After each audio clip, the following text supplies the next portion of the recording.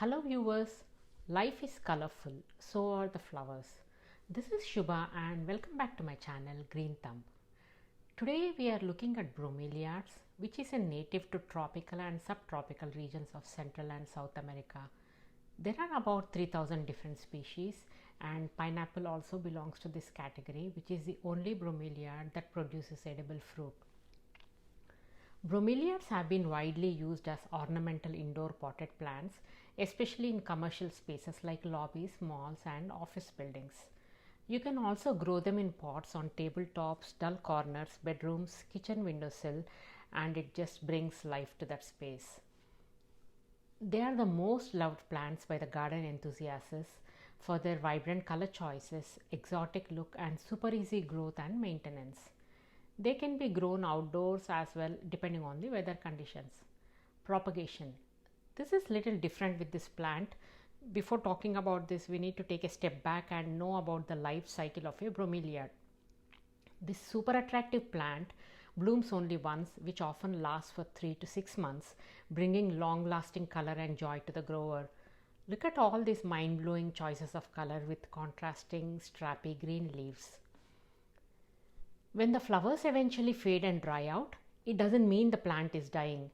It is just focusing its energy on the leaves and roots.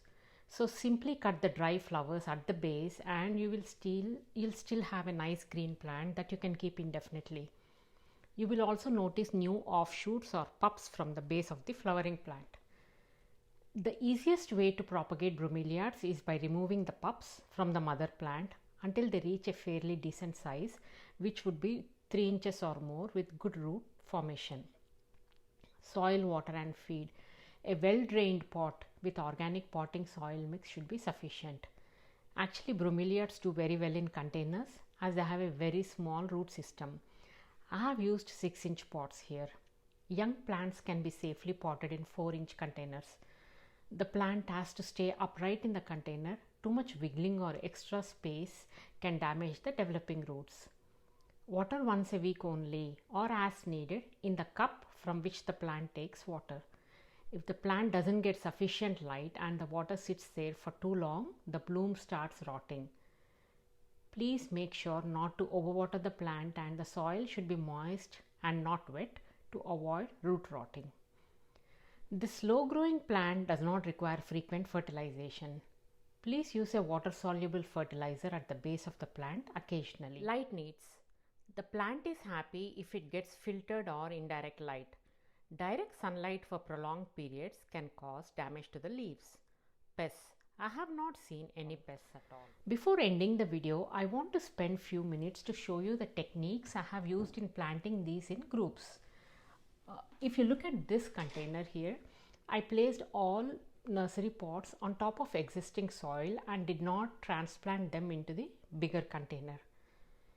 If you see this here in the stylish container, I've simply placed a cluster of potted plants around the top of the container. I did not repot the plants.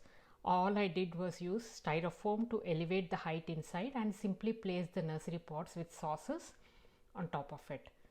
By staging the above, I achieved few things.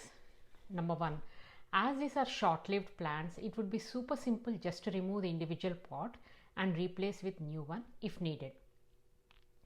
Number 2, these plants have very small root system and thrive very well in small containers. Number 3, create a dramatic composition by putting multiple pots together in one single container. This method is mostly followed by commercial landscapers to be more efficient with their time.